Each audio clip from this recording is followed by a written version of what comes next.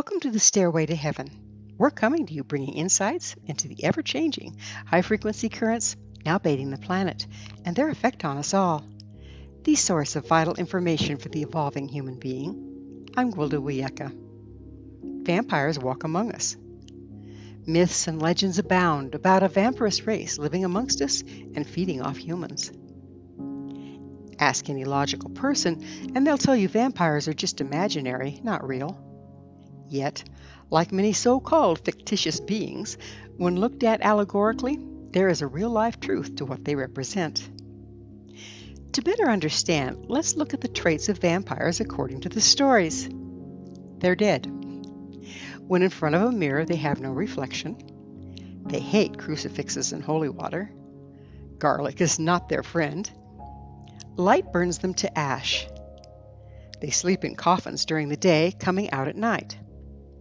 They cast spells, enchanting their prey. They're ugly, half-rotten corpses, but appear beautiful due to the glamour they wear. They hypnotize and control others. They lie. They use sexuality to draw their prey. They're totally self-absorbed and self-serving. They have no honor. They feed off the blood of humans. They kill their prey by draining them dry. They're immortal. Now, how they manage this is a mystery given they're already dead. At first glance, this sounds far-fetched, but as we delve deeper and consider the allegorical implications, it's a very accurate description of a psychopathic narcissist. There are many narcissistic people among us. They're great in blending in and mostly go unnoticed due to their charm and enchanting presentation, but when one knows what to look for, they can be exposed. Here are some dead giveaways, no pun intended. Most narcissists are like hungry ghosts, dead inside. Every bit of life they have is stolen from someone else. You can only see what they present rather than their true reflection. I don't know about the garlic, but as to crucifixes and holy water, there's no room for religion or spirituality in their lives as they worship nothing but themselves and expect everyone else to do the same. If they have a spiritual practice, it's for effect and part of their self-portrait, not true devotion. While they crave being the center of attention, they avoid the light of truth, as it would reveal them, burning their false persona to ash. Thus, the reputation of only coming out at night when things are more easily hidden. They crave attention and power, hypnotizing and controlling others at every opportunity. They have no morals or honor and will lie, telling others anything required to be admired, feared, and in control. They never own their negative behavior. Instead, they make it about others and can be very convincing when doing so. They not only use sexuality to draw their prey, but the narcissist feeds on others being attracted to them and through sexual intercourse. They constantly create drama and trauma to draw attention to themselves, keeping people engaged and feeding off of the distress the drama creates in others. They go to great ends to appear beautiful and desirable and are totally obsessed with their looks. While they appear attractive on the outside, they're often unprocessed, ugly, and rotten on the inside. They're totally self-absorbed, self-serving, and materialistic. Things mean more to them than people. On their own, they accomplish little to nothing, but instead feed by making the accomplishments of others about themselves. They diminish others to build themselves up, which is another form of feeding. They isolate and humiliate their marks, carefully doling out attention, only giving them what is absolutely necessary to keep them around. Over time, they totally drain their victim dry with all their feeding techniques. Narcissists do not embrace aging. They don't mature or gain substance over time. They crave immortality, hanging on to youth regardless of the surgeries required to do so. Understandable, given their main feeding methods involve being alluring and sexually attractive. Narcissistic people are never satisfied, always hungry and demanding more. The reason for their voracious appetite lies in one-way energy flow the disorder creates. If all one does is take and never give, soon the natural give-take flow of life is frozen to the point where nothing moves. If a thing doesn't move, it cannot be absorbed. If one does not exhale, it becomes impossible to inhale. If we look to nature, everything thrives on a give and take. Mammals exhale carbon dioxide and inhale oxygen. Trees and other plants exhale the oxygen mammals require to survive and inhale carbon dioxide in a perfect synergistic relationship. This is done without agenda. It's simply the nature of things. Now that we've outlined the real-life vampires of the world, it's very tempting to accuse someone of being a narcissist. After all, it's a common affliction in our culture. But before we point the finger, be warned, none of us is innocent. We all have narcissistic traits. In fact, to one degree or another, our entire society is narcissistic. In lower frequency times, we often lack direct connection to the flow of life, forcing us to feed off of others to survive. We're taught to be narcissistic. We're socialized to show others what they wish to see, to be accepted and gain regard. Our consumer-based society, in which the one who has the most stuff wins, has taught us to be greedy and self-serving. Advertising trains us to strive after the latest greatest regardless of the best interest of others. The media constantly drums up trauma, causing many to become addicted to it and to the emotion it elicits in others. During times of lower frequency and through this conditioning, we've lost our connection to the flow of life and therefore do not understand or trust it. We're convinced resources are finite, that we must grab what we want regardless of who we take it from.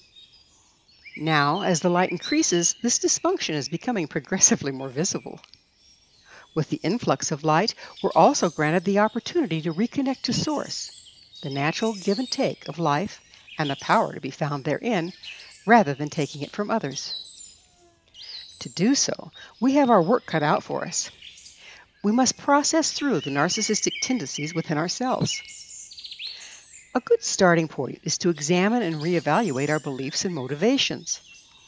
It's also important to recognize the very system in which we live is one huge narcissistic vampire. For instance, why do huge crowds gather at the doors of Walmart on Black Friday, waiting for it to open?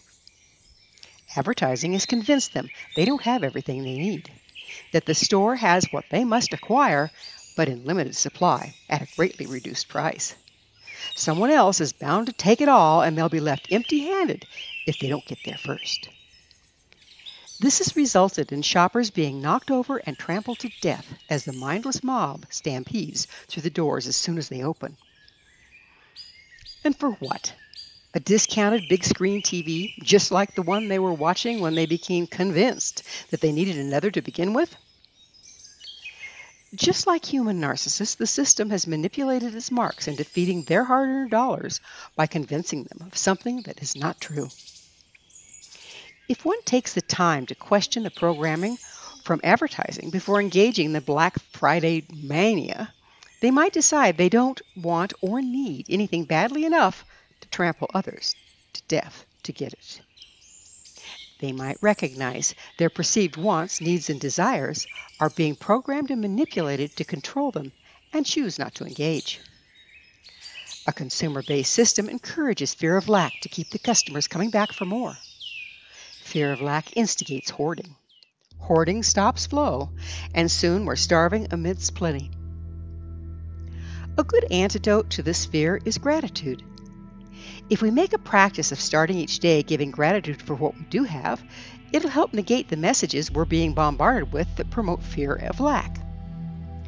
These messages and the resulting fear drive the entire consumer machinery. Phrases like, "for a limited time only," or "one-time offer," or "supplies are limited," drive consumers in droves to grab something they probably don't want or need in fear they'll miss out and someone else will get it all. Soon we're in financial difficulty with maxed out credit cards and burdened by all the stuff we've acquired and are hoarding out of fear. A sure way to reintroduce flow is to release. Yet in a society that judges a person's worth by the amount of stuff they acquire, this is a foreign and terrifying concept. Yet if we look to nature, it sustains itself and has since the dawning of time through synergistic taking in and releasing. Even our physical bodies work on this principle. The walls of our cell draw in the nutrients we need as they expel what no longer serves. The blood supplies the nutrients required and carries away the waste. Nature hates a vacuum. Remove something that no longer serves, and it will be replaced by something that is needed moment by moment. Narcissistic vampiric individuals and systems developed and thrived during lower frequency times. Now, as the light returns, these systems built in the dark are failing. These structures are within us as well as without. Bear in mind, there's a huge difference between the basic narcissistic tendencies we all deal with and the clinical diagnosis of a narcissist or a psychopathic narcissist. By the very nature of the illness, these unfortunate souls are so self-absorbed that any dysfunction is projected outwards and seen as coming from others. Introspection and personal responsibility are just not part of their makeup. They perceive all problems as coming from the outside of themselves and therefore see no need to change. These people are damaging to all around them and have no plans of or desire to be any other way.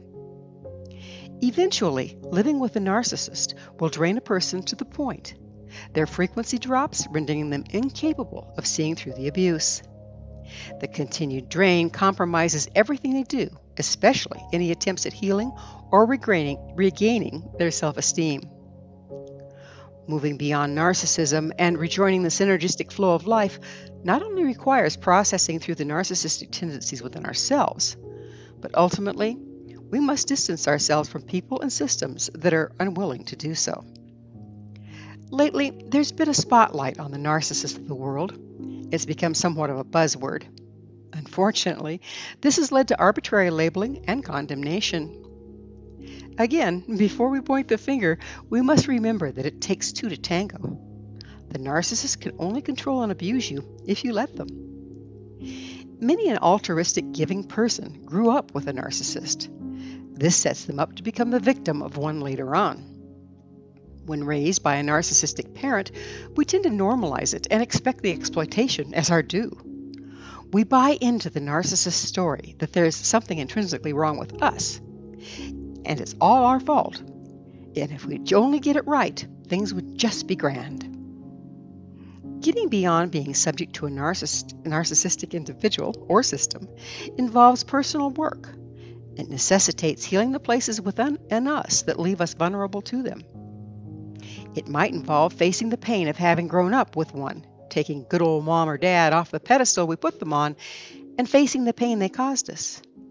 Accepting the fact that we'll never get it right for some people and quit trying. A word to the wise. The narcissist will not take kindly to your healing. They will probably pull out all the stops and become even more vicious in their attacks. They may even become physically abusive if they aren't already. If you truly want to heal beyond accepting abuse as your due, you might need to be prepared to remove some individuals and situations from your life. There is a bright side. When we release, let go of what no longer serves, it will be replaced with something better that supports the balance. Empowered person that we have chosen to become. Thank you for joining me, Gwilda Wiyaka, on the Stairway to Heaven, where we provide the updates on the energetic currents facilitating our evolution into conscious, powerful co-creators. As I'm sure you've noticed, not only do the Stairway of Heaven episodes stand alone, but they weave together to form a map to evolution and personal empowerment as we enter the new era. To revisit this or any of our past episodes, visit our archives, www.stairwaytoheavenmedia.com. If you'd like to find out more about me, my school, and the evolutionary tools we offer, visit www.findyourpathhome.com. Until next time, may you be blessed on your sacred path to wholeness. We are here. The time is now.